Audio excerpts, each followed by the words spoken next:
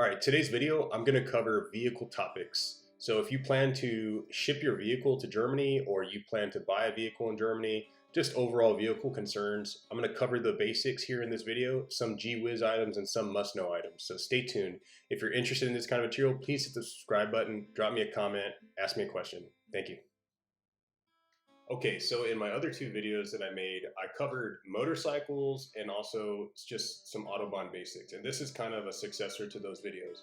So if you plan on trying to buy a vehicle while you're out here or you plan on shipping your vehicle, these are some of the things you need to know. Now, the first one that you need to know about is that vehicle ownership in Germany is a little different than it is in the United States. It's a little more difficult to get a hold of a vehicle, and the costs that come with owning a vehicle are a little more significant to the local nationals.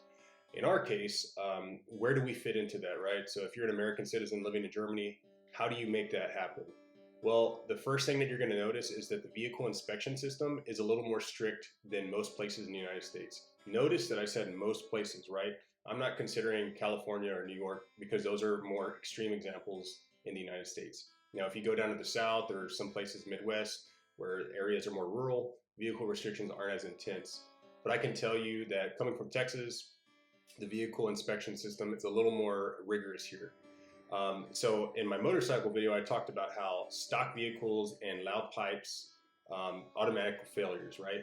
Well, that's the same case with a pickup truck or any other kind of vehicle that might have a loud exhaust, like a Subaru or a Honda, if you are into the tuner type vehicles. And that rings true here as well. Not only that, but large, obnoxious size wheels, or, and I say obnoxious, that's subjective, right? But also, vehicle lifts, those kind of things. Anything that would be not stock or not stock appearing is going to bring unwanted attention to your inspections.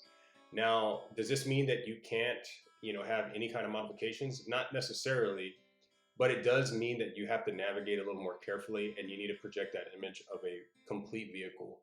And more interestingly, there are actually individuals that have classic vehicles here, and there aren't a lot. I'll put that out there, and there's probably a good reason for that. For one, we're in another country on the other side of the world, but it's more difficult to own a classic vehicle here because, they want you to stay stock. And so back in the States, if you see a classic, Chevrolet Nova driving around, it's going to be modified. It's not going to have stock wheels. It's not going to have a stock carburetor. It's probably going to have a transplanted V8 from a newer model or something of that nature, but it's not going to be a vintage stock car. Those are really hard to come by in this day and age. And so the same rings true here in Germany. So in this case, I found this really nice Impala, and you can tell that it's like a stock appearing vehicle. So they can pass inspection. Can't say it can't be done, but you should definitely be aware that it's going to be a challenge. So this was something that was kind of a struggle for me because I like old cars, and I had to kind of change up my hobbies when I got here. But I now have a pickup truck. I've had multiple pickup trucks actually while I've been here, and multiple cars. And in every case, I always kind of had some sort of issue with passing inspection. And these are newer vehicles too. So you've been warned, do your homework and make sure your vehicle is buttoned up tight. Vehicle topic number 2, the size of vehicles. So here in Germany and the rest of Europe, vehicles overall are smaller than what we're used to in the United States. And this is kind of a no-brainer. A lot of people know about this. But two of the main reasons for this are the cost of fuel and also just the age of the infrastructure, right? A lot of the roads and streets were built back when horse-drawn carriages and pedestrian traffic were the norm or the majority. So here's some footage I have of us going through Cefalù, Italy, down in Sicily, and you can see the paths. They actually allow cars to commute through here, but it's dangerous and scary. It's actually pretty tight and not really fun or enjoyable. And these streets are hundreds of years old, and older than the United States in that case, and definitely older than automobile. So there's definitely a requirement and a realistic reason to have a very small vehicle. So confession here, I should have known better, but I brought an F-150 over, a newer F-150, after having been here for several years. And for some reason, I guess I got numb to the idea of how large the vehicle was. And I brought it over here to Germany on my second PCS, and right out the gate, maybe a month into having it here, I scratched the side of my vehicle in my driveway because my neighbors basically parked in our very narrow street and kind of forced me into a tight pivot. and I didn't make it. So I learned the hard way, right? After I should have learned from just common sense. Now I now have a 2018 Tacoma, right, of the newer generation style. Not really a big truck, but a mid-sized truck. And even then, at the local grocery store here, right down the road, you can see that the size of my truck is basically pushing the limits of, being able to get out comfortably out of a local grocery store parking lot, and that's kind of normal. So if another Tacoma parked next to me, we would both squeeze out of that space, and it wouldn't be comfortable. Now, if you have a smaller vehicle like a Focus, which was actually designed by Ford for the European market, you're going to get around okay, and that's really going to be preferred. But larger vehicles here are kind of a burden of responsibility because you really have to park far out on the edge of places, and you just have to accommodate that lifestyle, and it's just not as convenient as it is back in the States where we have large lane highways and big parking spaces, tall parking space roofs and whatnot, and large driveways even at our houses. So just keep that in mind. Large vehicles, if you have one that you're thinking about selling, it might be a good idea, but it's not definitely a must-do. It's just something that you should be aware of. All right, so the third major topic when it comes to vehicles is vehicle maintenance and care. Like, how are you going to take care of your vehicle? Now, this one, there's a lot of different variables to this one, but I want to make it clear that yes, you can work on your own vehicle at home, but there are a lot of regulations to how far you can take that. In the States, for example, it's okay to change your oil in your driveway. Here, there are some regulations that say that you have to have a specific type of oil trap, that just using a pan is not good enough. I don't know, because it varies state by state, but I can say that it's illegal to wash your car in your driveway in most places in Germany. Now, I'm sure someone will throw in the comments that that's incorrect or whatnot, but it's true here, at least in Rhineland-Pfalz. So I just want to put that out there. Now, can you work on your car? Should you bring your tools? Yes, you can.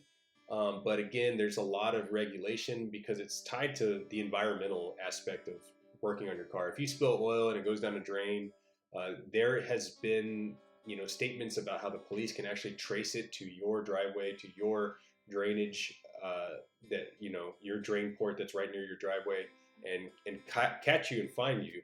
So if you're doing your own oil changes or you're changing out your coolant, that could come back to haunt you, right? Now, if you're here with DOD, then that's a little different. And what's nice is that the DOD system, most bases have the auto hobby shop.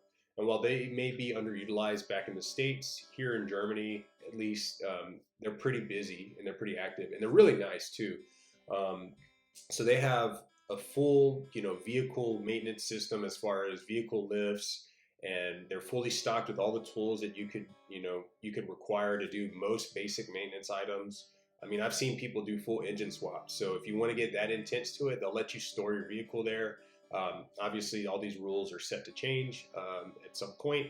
But I know personally, I've used my truck to take someone to have them to pick up an engine and have them do an engine swap. So I know it can be done. I know here at Ramstein and also at Folgaway, they both have auto hobby shops. They're a little different in their ops tempo, and there's actually two on Ramstein. And so the second one on Ramstein actually does like vehicle repair, vehicle service. So if you have some issues with your vehicle, you can drop it off there and have them do it. But they usually have like a lead time, but this makes it easier for people that are maybe less familiar with how the Germans operate and whatnot as far as service goes. And so if you want to work on your own car, you can do it. The base will facilitate that, and you get to have all the amenities as far as like oil traps and vehicle lifts and places to dump the hazmat material responsibly. So it's very nice to have that. And they also have a car wash system. So Ramstein and Fogaway both have car washes, and I'm sure many of the other bases, in fact, I know some of the other bases do as far as Wiesbaden and those kind out there, the larger bases. Some of the smaller bases may not have that. Vehicle topic number 4, U.S. domestic parts and service. Now, yes, in the age of the internet, you can order anything from anywhere if you're willing to spend the money and you're willing to wait. But sometimes you don't always have that option. And for one, we rely on the APO system if you're living overseas. And if you're not familiar with the APO system, that's basically the DoD sponsored US Postal Service that allows you to ship things from CONUS to OCONUS without having to pay exorbitant fees that were normally associated with international shipping. The problem with APO shipping is that a lot of suppliers or vendors do not support the APO system because they lose tracking of that item that's ordered. And that kind of messes with their guarantees and their shipping promises or whatnot, and a bunch of other factors. But all that being said, when you're trying to buy something for a vehicle and it's your main mode of transportation, you really rely on expediency, right? You want that part as soon as possible. And thankfully, here in the local area, a lot of the vendors that sell auto parts, they actually cater to that US customer base. So you can actually find a lot of the parts that you need. But there's something to think about here, right? Because yes, you can get the parts you need, but you still are always going to have some issues because certain parts just aren't going to be available. So I can tell you in my own case, we have a Toyota Camry, extremely popular model vehicle. However, the Toyota Camry is not available in Europe. Toyota is an international brand. Yes, it's a Japanese brand, but they sell Toyotas everywhere. That doesn't mean they sell Camrys everywhere. So on this one road trip we went on, I slid on ice and I cracked the bumper on our, at the time, very new Toyota Camry. And I have never been able to repair this part because that bumper will not ship APO, and international shipping for it is several $100s because it's a bumper. So I've gone to several different dealers and to see if they could fix it. I've gone to body shops, and it's a plastic part. I'm not going to be able to get that part here, and it's not going to be able to be fixed without like extremely expensive body work, when really that part is just a replaceable part that I could do at home in my garage. So that's something to be aware of.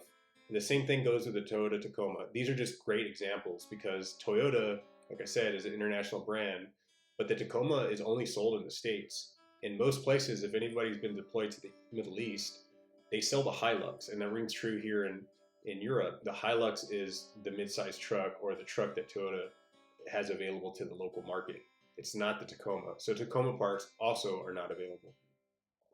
But all is not lost. One nice thing that the KMC area does have is that the 86 FSS has a very convenient picky part. So the picky part, and picky part is basically like a auto yard where you can dump a vehicle or donate a vehicle or dispose of a vehicle, and then allow other individuals to basically pull parts off that they might need. And so this vehicle yard, it's hit or miss, but it's there and it's nice, especially if you have a vehicle that's worth more junking than it is to try to maintain, if that makes any sense. So that is available, and that's a nice option. So if you are looking for specific domestic parts and it's a common vehicle, you might get lucky going through there. So this leads me to vehicle topic number 5, and that goes back to dealership support, which I brought up earlier. Now, Toyota is an international brand, and they are one of the largest, if not the largest, vehicle producers on earth, right? And so you would assume that they would have a Toyota dealership would be a Toyota dealership regardless, but that's not necessarily the case. So let's reference our Toyota Camry again. Our Toyota Camry has had recalls since it was originally produced. And we have an older Toyota Camry now. We brought it here when we first got here. It was new at the time. And since then, a number of recalls have come out. And the vehicle served us extremely well because it's a very good match for this environment. But that all being said, it has had recalls, and we've tried to get them serviced before we came out here. And that brings a major issue. If you're going to ship your vehicle, you need to have any safety recalls addressed while you're still CONUS. And while you're at it, get any other recall that you can address as soon as possible before you ship your vehicle. And the reason for that is the local Toyota dealership that is literally 3 miles down the road from me cannot service our Toyota Camry or our Toyota Tacoma unless it's a safety related recall. Other recalls, for example, one recall involving our windows was not addressed because it's not a safety recall. And that kind of puts us in a bind where if we wanted to resell the vehicle, Obviously, that takes some off the top of the profit for the vehicle or the overall resale value. And then other than that, I mean, it's unfortunate because a lot of the recalls have sunsets and where they're no longer available to be repaired by the dealership after a certain amount of time. So that's unfortunate. So yes, Toyota dealers, Ford dealers, Kia dealers, they're all available here in the European market, but it doesn't necessarily mean that they're going to have what you need. So you need to be well aware of that. Now, Volkswagen, Audi, the German brands and whatnot, I'm sure that they have a better infrastructure for that because they're usually produced locally here in Germany.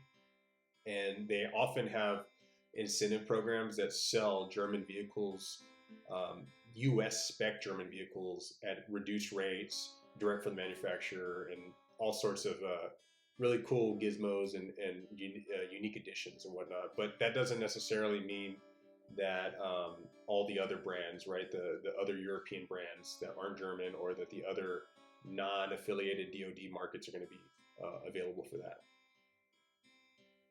So vehicle topic number 6. Okay, this one is pretty standard, but when it comes to buying a vehicle, you can buy a US spec vehicle and get by just fine. In fact, there are a lot of used car dealerships in the area, and they're really a chain that support the entire DoD system. They have some sites in the UK, they have some in Germany, they have some in Italy, and so on. And they basically cater and service that DoD population that's overseas. And so you always have that option of buying a used US vehicle, US spec vehicle that allows easy shipping on your way out. So you can make a reasonable investment. And for the most part, the prices are actually pretty reasonable, and they're at par with the US domestic market or the US vehicle market. And as we all know, the used market's been a little crazy lately. Now, outside of that, can you buy vehicles person to person? Yes, you can. And of course, Ramstein and some of the other bases in the area, they have the lemon lot. So if you wanted to sell a vehicle before you leave, you can always use that as an alternative. And then of course, Facebook Market and all these other places. So you do have options, right? And that's what's nice about this. Buying a vehicle will make your stay here in Germany a lot more comfortable because yes, Germany is very urbanized, but it's also very spread out and rural. And it's a very driver friendly country. So you want to get a vehicle so you can really explore every nook and cranny of it. And as far as the bases, most of the bases are not located in the middle of urbanized areas. They're more located in the rural areas. So they're not necessarily mass transportation friendly. So keep that in mind. If you want to bring a vehicle, just be aware that there are some limits or some challenges, and that it's a different country with different rules, with different infrastructure, with different variables altogether. So be aware of that and just prepare and just know what to expect. So thank you for watching this video. If you have questions or comments similar to this material, please let me know. Hit the subscribe button, and God bless.